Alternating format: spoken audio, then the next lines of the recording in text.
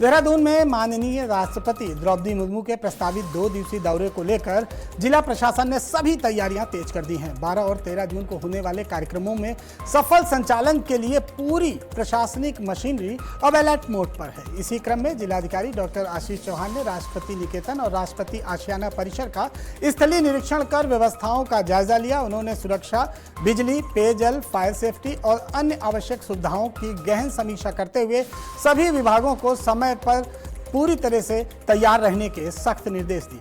DM ने स्पष्ट किया कि राष्ट्रपति के दौरे के दौरान किसी भी स्तर पर लापरवाही बर्दाश्त नहीं की जाएगी। उन्होंने सभी संबंधित विभागों से क्लियरेंस सर्टिफिकेट अनिवार्य रूप से जमा करने के लिए कहा और सभी व्यवस्थाओं को 100% दुरुस्त रखने के निर्देश दिए।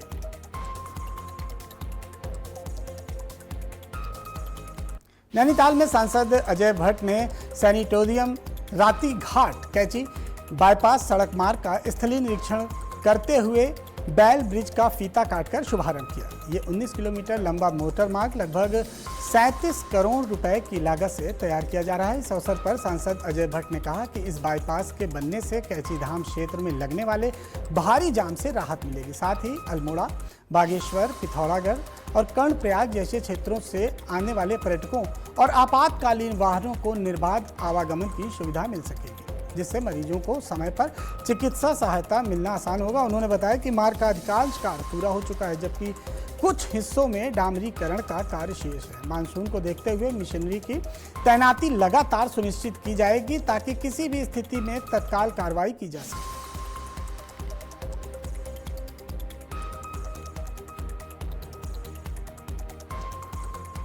भारत के दिग्गज निशानेबाज और कोच जसपाल राणा का निधन हो गया।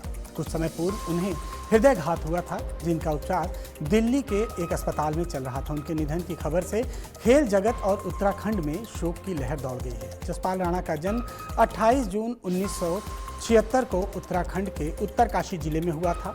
वो मूल रूप से नैनबाग, चिलामू के रहने वाले हैं। उनके पिता नारायण सिंह राणा उत्तराखंड सरकार में खेल मंत्री रहे हैं। उन्होंने 1994 में हिरोशिमा एशियाई खेलों में 25 मीटर सेंटर फायर सर्विस स्पर्धा में गोल्ड पदक हासिल किया था। अंतर्राष्ट्रीय स्तर पर उन्होंने धूम मचा दी। महज 18 साल की उम्र में एशियाई खेलों में देश का परचम लहराने वाले जसपाल को भारतीय शूटिंग टीम का मशाल वाहक माना जाता था। उनकी उपलब्धियों की सूची बेहद लंबी है। एशियाई खेलों के अलावा राष्ट्रमंडल खेलों में भी उन्होंने भारत के लिए कई स्वर्ण और अन्य पदक जीते। वर्ष 1995 में चेन्नई और 1999 में काठमांडू में आयोजित SAIF खेलों में उन्होंने 8 स्वर्ण पदक जीतकर रिकॉर्ड बनाया था।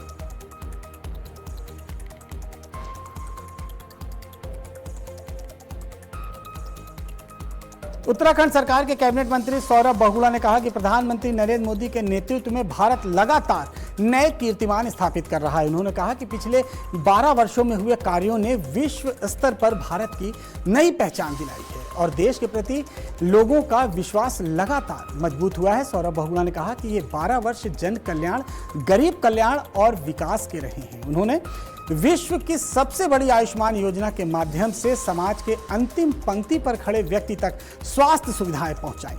वहीं उज्ज्वला योजना जैसी योजनाओं ने करोड़ों लोगों के जीवन में सकारात्मक बदलाव लाया है। उन्होंने कहा कि प्रधानमंत्री का उत्तराखंड के प्रति विशेष लगाव रहा है और पिछले 12 वर्षों में उन्होंने कई बार राज्य का दौरा किया है। उनके नेतृत्व में उत्तराखंड में कनेक्टिविटी को मजबूत करने के लिए सड़कें, रेलवे और अन्य आधारभूत ढांचे की परियोजनाओं पर तेजी से काम हुआ है। गरीब कल्याण के 12 साल रहे हैं, विकास के 12 साल रहे हैं और पूरे विश्व में भारत की एक जो साख बनी है उसके 12 साल रहे हैं। मैं प्रधानमंत्री जी को, देश के यशस्वी प्रधानमंत्री नरेंद्र मोदी जी को बहुत बहुत बधाई देता हूँ, शुभकामनाएं देता हूँ। 140 करोड़ लोगों का जो विश्वास उनके ऊपर था, उस विश्वास पे वो खरे उतरे हैं। भारतीय जनता पार्टी की जो मूल भावना थी अंत्योदय की, कि पंक्ति में आखिरी खड़े हुए व्यक्ति तक विकास की योजना पहुँचे, उस पर 12 साल में काम किया गया है। देश की, पूरे विश्व की सबसे बड़ी हेल्थ योजना आयुष्मान योजना चलाई गई है। लोगों को गैस सिलेंडर के रिफिल्स दिए गए हैं, उनको रोडों के माध्यम से, इंफ्रास्ट्रक्चर के माध्यम से गाँव को जोड़े गए हैं। तो बहुत अच्छा कार्यकाल रहा है और उम्मीद करूंगा कि इसी तरीके से देश का जो विश्वास है, देश के लोगों का विश्वास और लोगों का प्यार माननीय प्रधानमंत्री जी को मिलता रहे। बढ़ते अगली खबर की ओर। देहरादून में अर्बन कोऑपरेटिव बैंक में करोड़ों की वित्तीय अनियमितता और धोखाधड़ी के मामले में दून पुलिस ने बड़ी कार्रवाई की है। तत्कालीन शाखा प्रबंधक महावीर सिंह को पुलिस ने गिरफ्तार कर लिया है। पुलिस के अनुसार आरोपी ने अपने अन्य साथियों के साथ मिलकर फर्जी दस्तावेज के आधार पर करोड़ों रुपए का लोन स्वीकृत कराकर बैंक को भारी वित्तीय नुकसान पहुंचाया। मामले का खुलासा बैंक के फॉरेंसिक ऑडिट के दौरान हुआ। बैंक की मुख्य शाखा के प्रबंधक रिंकू गौतम की ओर से 15 मई 2026 को कोतवाली नगर में शिकायत दर्ज कराई गई थी। जांच में वर्ष 2013 से 2016 के बीच बैंक के लेखा अभिलेखों और लेजर प्रविष्टियों में गंभीर वित्तीय अनियमितताएं सामने आई। पुलिस जांच में पता चला कि तत्कालीन बैंक प्रबंधक ने बैंक कर्मियों के साथ मिलकर 20 जेसीबी मशीनों की खरीद के नाम पर फर्जी दस्तावेज तैयार किए और लगभग 4 करोड़ 80 लाख रुपए का लोन स्वीकृत कराया। आरोप है कि इस धनराशि का बाद में गबन कर लिया गया।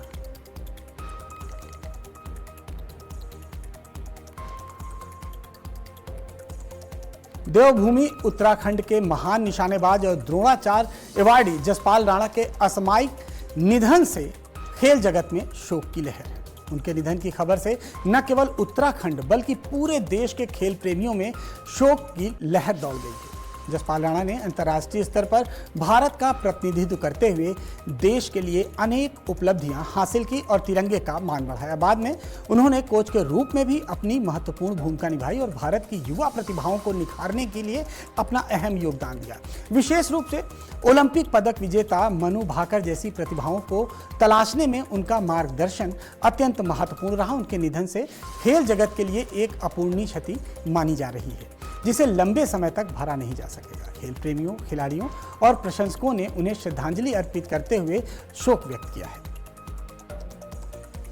निश्चित रूप से ये खबर हम सबको बहुत स्तब्ध करती है। खेल जगत में तो नुकसान है ही है, साथ में मैं समझती हूँ कि पूरे देशवासियों के लिए भी एक ऐसा व्यक्ति, एक ऐसा शख्सियत जिसने ओलंपिक स्तर पर देश का नाम रोशन किया, उत्तराखंड का नाम रोशन किया, जिसने उत्तरकाशी का नाम रोशन किया, आज हमारे बीच में नहीं है।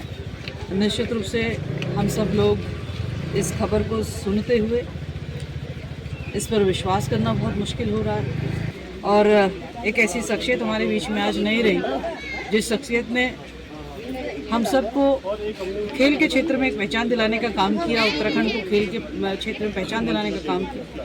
मैं ईश्वर से प्रार्थना करती हूँ कि भगवान उनको अपने श्री चरणों में जगह दें। मैं ईश्वर से प्रार्थना करती हूँ कि उनके परिजनों को इस दुख को सहने की शक्ति दें। ओम शांति, ओम शांति, ओम शांति। बढ़ते अगली खबर की ओर। चर्चित अंकिता भंडारी हत्याकांड में न्याय मिलने में हो रही देरी को लेकर अब सांसद डिंपल यादव भी मुखर हो गई हैं। मैनपुरी से लोकसभा सांसद डिंपल यादव ने मुख्यमंत्री पुष्कर सिंह धामी को पत्र भेजकर मामले की न्यायिक प्रक्रिया में तेजी लाने, सीबीआई जांच को समयबद्ध तरीके से पूरा कराने और दोषियों को शीघ्र सजा दिलाने के लिए प्रभावी कदम उठाने का आग्रह किया है। अपने पत्र में डिंपल यादव ने कहा है कि उत्तराखंड की बेटी अंकिता भंडारी की निर्मम हत्या ने पूरे देश को झकझोर दिया था। घटना के बाद लोगों को भरोसा दिलाया गया था कि दोषियों के खिलाफ कठोर कार्रवाई की जाएगी, लेकिन लंबे समय के बाद भी न्यायिक प्रक्रिया की धीमी गति को लेकर लगातार चिंताएं सामने आ रही हैं। सांसद ने अपने पत्र में उल्लेख किया कि हाल ही में उनकी पीड़ित परिवार से बात हुई। परिवार आज भी बेटी को न्याय मिलने की प्रतीक्षा कर रहा है और न्यायिक प्रक्रिया में हो रही देरी को लेकर उन्होंने गहरी चिंता व्यक्त की है। उन्होंने कहा कि परिवार का मानना है कि जब तक दोषियों को दंड नहीं मिलता तब तक उनकी पीड़ा कम नहीं हो सकती।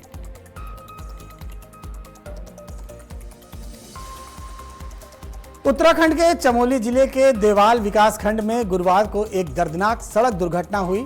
घेर सड़क पर एक टैक्सी अनियंत्रित होकर गहरी खाई में गिर गई, जिससे 4 लोगों की मौके पर ही मौत हो गई जबकि अन्य 3 गंभीर रूप से घायल हो गए। हादसे की सूचना मिलते ही स्थानीय ग्रामीणों ने राहत और बचाव कार्य शुरू किया और घायलों को उपचार के लिए देवाल अस्पताल पहुंचाया। जानकारी के अनुसार टैक्सी में कुल 7 लोग सवार थे। बताया जा रहा है कि पहाड़ी सड़क के खतरनाक मोड़ पर चालक वाहन से नियंत्रण खो बैठा, जिसके बाद टैक्सी सैकड़ों मीटर गहरी खाई में जा गिरी। दुर्घटना इतनी भीषण थी कि वाहन पूरी तरह से क्षतिग्रस्त हो गया। मृतकों की पहचान की प्रक्रिया जारी है, जबकि प्रशासन ने हादसे की जांच शुरू कर दी है।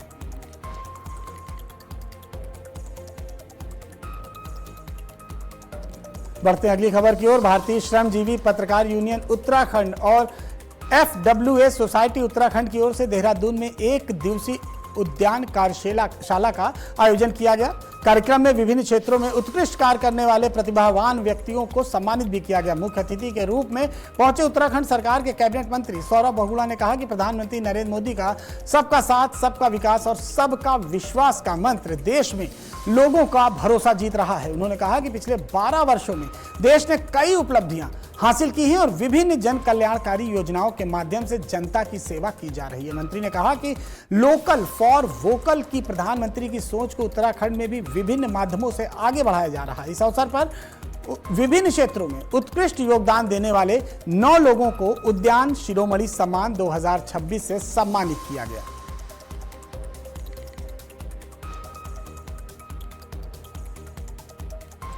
देहरादून में अपर मुख्य निर्वाचन अधिकारी विजय कुमार जोगदाड़े ने ऋषिपर्णा सभागार कलेक्ट्रेट में जनपद के निर्वाचित अधिकारियों के साथ बैठक कर विधानसभावार विशेष गहन पुनरीक्षक अभियान की प्रगति की समीक्षा बैठक में रिटर्निंग ऑफिसर RO और निर्वाचक रजिस्ट्रीकरण अधिकारी उपस्थित रहे। अधिकारियों को निर्देश दिए गए कि वे प्रतिदिन सुबह और शाम पोर्टल पर लॉगिन कर SIR कार्यों की नियमित समीक्षा करें और प्रगति पर लगातार नजर रखें। अपर मुख्य निर्वाचन अधिकारी ने सख्त निर्देश दिया कि 18 जून 2026 तक 100% फॉर्म वितरित करने का काम पूरा कर लिया जाए और भरे हुए फॉर्म को तुरंत पोर्टल पर अपलोड किया जाए। साथ ही डिजिटलाइजेशन कार्य को भी निर्धारित लक्ष्य के अनुसार तेजी से पूरा कराने पर जोर दिया गया।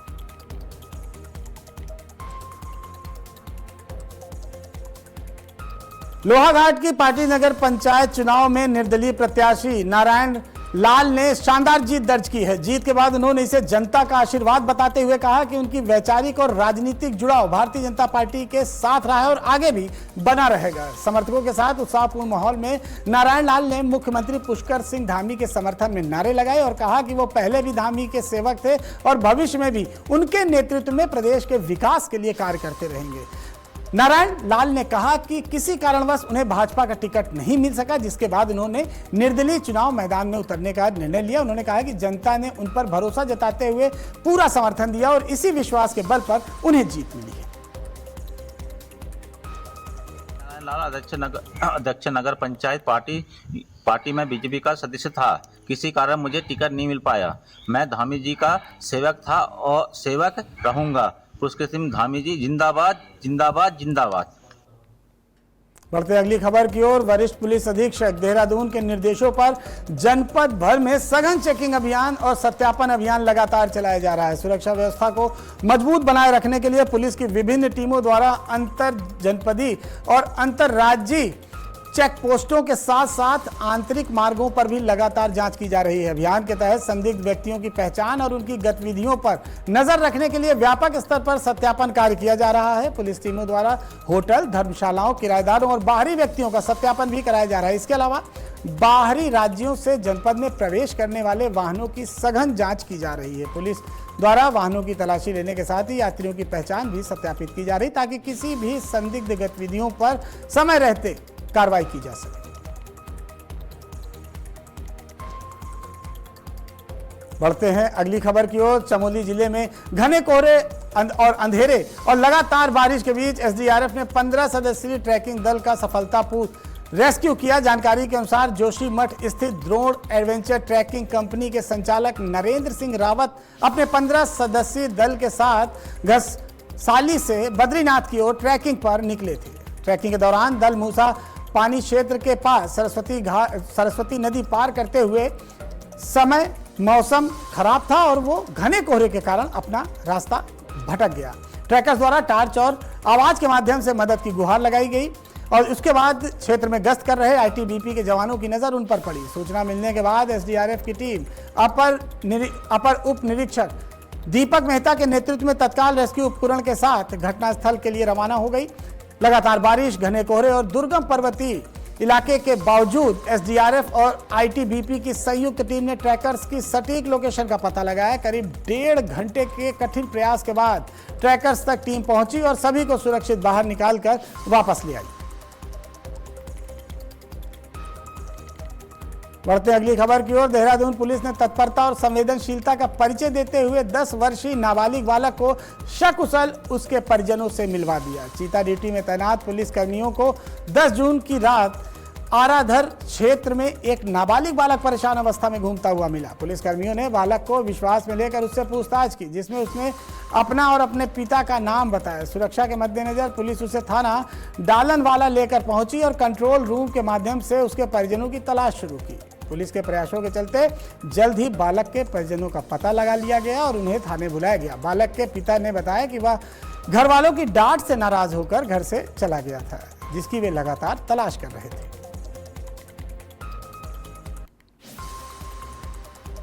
देहरादून में उत्तराखंड अधीनस्थ सेवा चयन आयोग द्वारा आयोजित होने वाली स्नातक स्तरीय लिखित परीक्षा की तैयारियां पूरी कर ली गई हैं। ये परीक्षा 14 जून 2026 को जनपद के 116 परीक्षा केंद्रों पर आयोजित की जाएगी, जिसमें कुल 46,350 अभ्यर्थी शामिल होंगे। जिला प्रशासन ने परीक्षा को शांतिपूर्ण और निष्पक्ष संचालन के लिए पूरे जनपद को जोनों में विभाजित कर दिया है। 11 जोनल और 34 सेक्टर मजिस्ट्रेटों की तैनाती की गई है। इस संबंध में जिलाधिकारी आशीष चौहान ने IRDT ऑडिटोरियम में सभी संबंधित अधिकारियों के साथ बैठक की और उन्हें आवश्यक दिशा निर्देश दिए। डीएम ने स्पष्ट किया कि परीक्षा संचालन में किसी भी प्रकार की लापरवाही बर्दाश्त नहीं की जाएगी। उन्होंने सभी अधिकारियों को अपने अपने परीक्षा केंद्रों का पूर्व निरीक्षण करने, केंद्र व्यवस्थापकों से समन्वय बनाए रखने और सुरक्षा व्यवस्था को मजबूत करने के निर्देश दिए।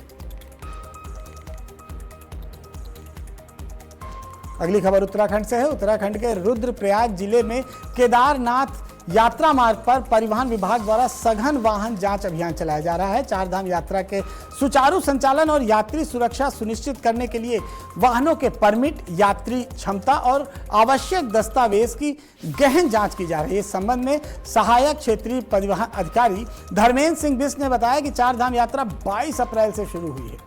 जिलाधिकारी के निर्देशों के तहत परिवहन विभाग द्वारा अप्रैल में लगातार सघन चेकिंग अभियान चलाया जा रहा है। उन्होंने बताया कि अप्रैल से अब तक 349 चालान किए गए, जिसमें 3.5 लाख रुपए का राजस्व वसूला गया है। वहीं केवल मई में 1140 चालान किए गए, जिससे करीब 12.5 लाख रुपए का राजस्व प्राप्त हुआ है। उन्होंने कहा कि यह कार्रवाई आगे भी लगातार जारी रहेगी।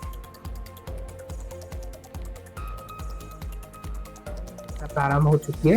इसी सापेक्ष में रुद्रप्रयाग जनपद में जिलाधिकारी महोदय के निर्देश अनुसार परिवहन विभाग की लगातार चेकिंग और सघन चेकिंग अभियान चल रहा है। अप्रैल माह में जैसे कि आप सब लोग को ज्ञात है कि हमने चेकिंग शुरू कर दी थी। साथ साथ अप्रैल में माह को मिला के अभी तक हमारे 1539 चालान हो चुके हैं, जिसमें हमने पशुमन शुल्क 23.5 लाख के करीब जनरेट कर लिया है। मई माह में ही हमने 1140 चालान किए, जिसमें हमने 12.5 लाख के आसपास का पशुमन शुल्क जनरेट किया है और आगे भी ये कार्रवाई चलती रहेगी। देहरादून में जिलाधिकारी डॉक्टर आशीष चौहान ने जनपद में स्वच्छता और कूड़ा प्रबंधन व्यवस्था को अधिक प्रभावी बनाने के लिए नगर निगम, नगर निकायों और कैंटोनमेंट बोर्ड के अधिकारियों के साथ वर्चुअल समीक्षा बैठक की। बैठक में जिलाधिकारी ने सभी संबंधित विभागों को कूड़ा निस्तारण के लिए शॉर्ट टर्म और लॉन्ग टर्म कार्य योजना तैयार करने के निर्देश दिए। उन्होंने कहा कि स्वच्छ और स्वस्थ वातावरण बनाए रखने के लिए सभी विभागों की टीम भावना के साथ कार्य करना होगा। डीएम ने स्पष्ट कहा कि कूड़ा उठान और निस्तारण कार्यों को माइक्रो स्तर पर निगरानी रखी जाएगी। इसके साथ ही अधिकारियों की जिम्मेदारी भी तय की जाएगी। उन्होंने कहा कि निकायों को अपने क्षेत्रों में नियमित रूप से कूड़ा डंपिंग करने वाले स्थानों की पहचान कर स्थायी समाधान करने के निर्देश दिए।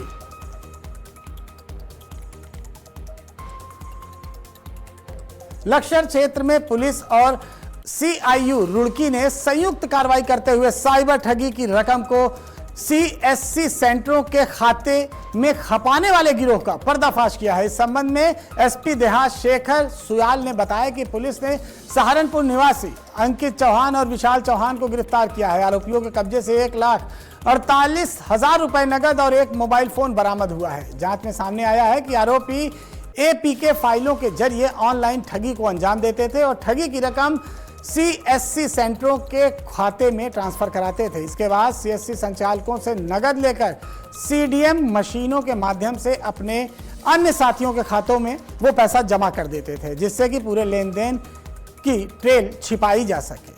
साइबर ठगी का ये पूरा भांडाफोड़ पुलिस ने किया है। एक दो सीएससी सेंटरों से ये सूचना मिली थी कि कुछ लोग उनके सेंटरों में आकर के कुछ पैसा मंगा रहे, पैसा उनको देने के बाद उनके अकाउंट फ्रीज और होल्ड हो गए। तो इस सूचना पर हमारी सीआईओ टीम और लक्सर थाना पुलिस ने काम किया, तो 2 लोगों को पकड़ा। उन 2 लोगों के नाम है, एक का नाम है अंकित और दूसरा विशाल, दोनों सहारनपुर के रहने वाले हैं। ये अभ्यस्त प्रकार के क्रिमिनल हैं, साइबर क्राइम को अंजाम देते हैं। इनका ये सीएससी सेंटरों में जाकर के पैसा मंगाते हैं, एक छोटा सा कमीशन सीएससी सेंटर वाले को देते हैं और कुछ समय के बाद सीएससी सेंटर वाले को पता लगता है कि मेरा अकाउंट या मेरा बारकोड क्राइम के लिए यूज हुआ, क्योंकि उसका अकाउंट फ्रीज या होल्ड हो जाता है। इसलिए शेयर कर रहे हैं ताकि आपके माध्यम से आमजन में ये मैसेज जाए कि किसी भी अनजान व्यक्ति को अपना अकाउंट, अपना फोन नंबर, अपना बारकोड किसी भी हाल में शेयर नहीं करना है।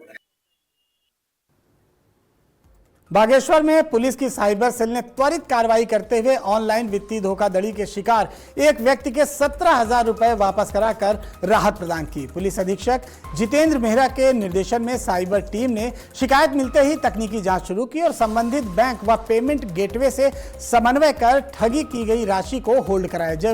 और इसके बाद निर्धारित प्रक्रिया पूरी होने के बाद पूरी 17,000 रुपए की धनराशि पीड़ित के बैंक खाते में वापस करा दी गई। अपनी रकम वापस मिलने पर पीड़ित ने बागेश्वर पुलिस का आभार व्यक्त किया। साइबर सेल के अनुसार वर्ष 2026 से अब तक विभिन्न मामलों में लगभग 7.50 लाख रुपए की ठगी की गई रकम को होल्ड कराकर पीड़ितों को वापस दिलाया जा चुका है।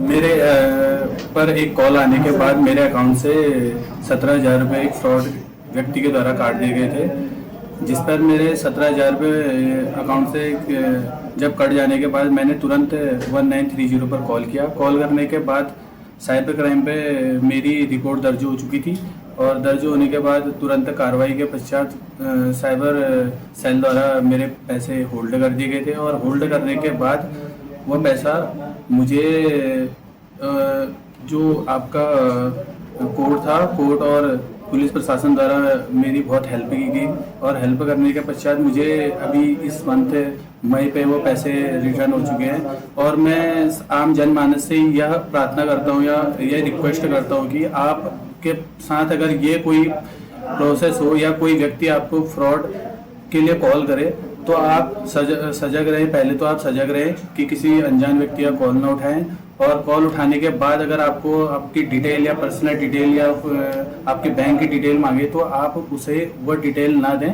और तुरंत कार्रवाई करने की कृपा करें। देवभूमि की खबरों में फिलहाल यहीं तक। खबरों का सिलसिला लगातार आज की खबर पर जारी रहेगा।